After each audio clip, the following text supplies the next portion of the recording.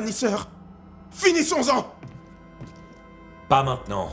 Vous devez entendre la vérité, tous les deux. Et maintenant que j'y pense, Rebecca, vous aviez oublié de nous dire que Ferdinando était votre esclave. Qu'il vous appartenait. Mais je l'aimais. J'étais esclave! Je n'étais pas libre de partir! Où est l'amour là-dedans? Qu'est-ce que tu racontes? On s'aimait. Non! J'ai simplement dit à ma maîtresse ce qu'elle voulait entendre. Je lui ai menti sciemment. Je te prenais pour une idiote. Mais non. Tu as choisi de me croire. Mais pas complètement, hein? Tu avais des doutes. C'est pour ça que tu ne m'as jamais affranchi. Je t'aimais et tu m'aimais. Ce n'était qu'un bout de papier.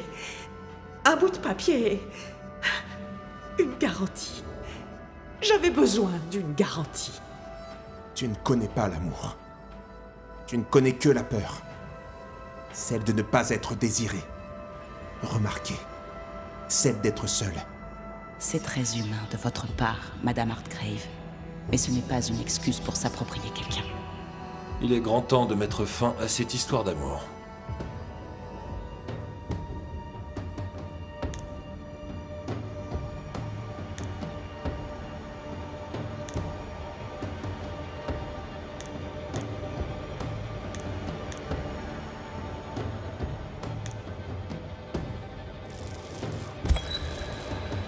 Ferdinando Miller, ce monde vous a forcé au mensonge. Vous l'avez vécu pleinement. Et vous êtes finalement victime d'une hantise. C'est votre présence qui retient ce fantôme ici. Non! Laissez-le! C'est une fantôme.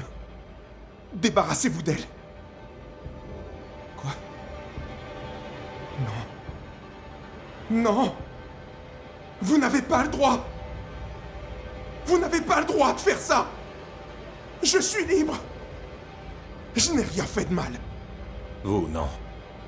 Mais moi, si. Allez au diable. Les hommes comme moi n'ont pas leur place dans votre monde. Vous ne comprenez pas. Vous ne pouvez pas comprendre.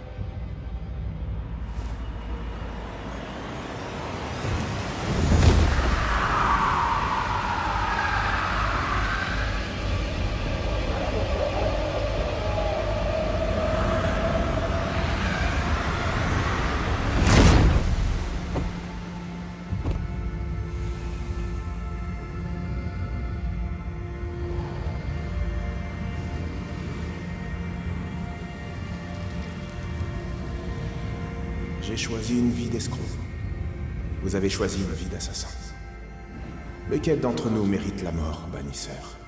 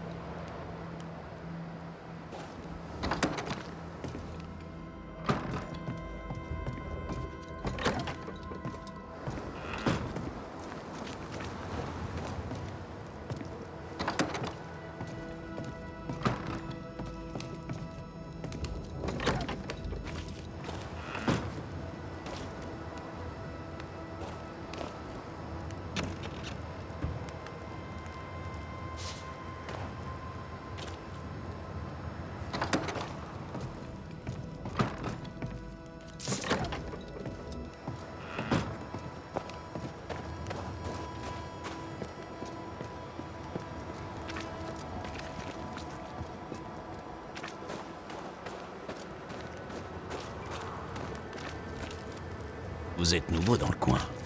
D'où est-ce que vous sortez? Je m'appelle Red McRace, un bannisseur, venu de l'autre côté de l'océan.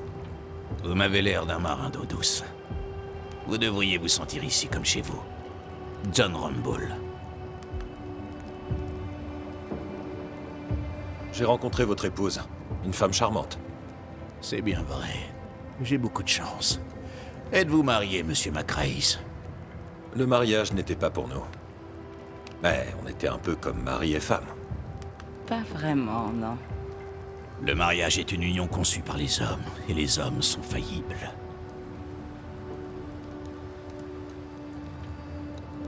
Est-ce du regret que j'entends? Du regret? Absolument pas.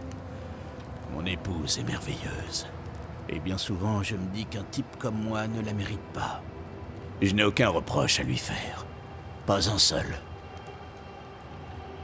Quelles sont les nouvelles? Les nouvelles sur quoi? Vous pouvez me parler du capitaine Pennington? À quel sujet? Par exemple, est-ce un bon chef? Que pensez-vous de lui? Est-ce qu'il a des secrets?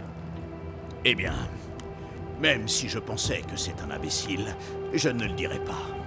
Et même si c'était l'idée de ma femme de m'enrôler auprès de lui, je ne le dirais pas non plus.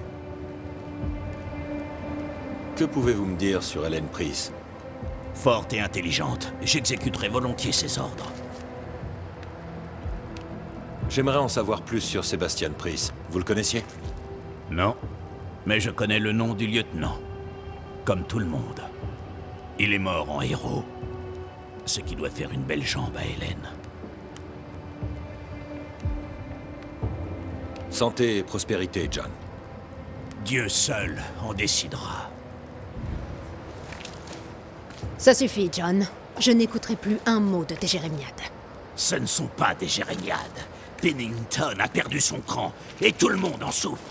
Le capitaine est un héros de guerre. Un peu de respect. Du respect. Hélène Price s'en va chercher de quoi nous sauver pendant que le capitaine croupit dans son bureau. Je sais qui mérite mon respect. Et toi, John, qu'est-ce que tu fais? Tu creuses des latrines? Et les autres te respectent pour ça? Allez au diable, toi et ton capitaine.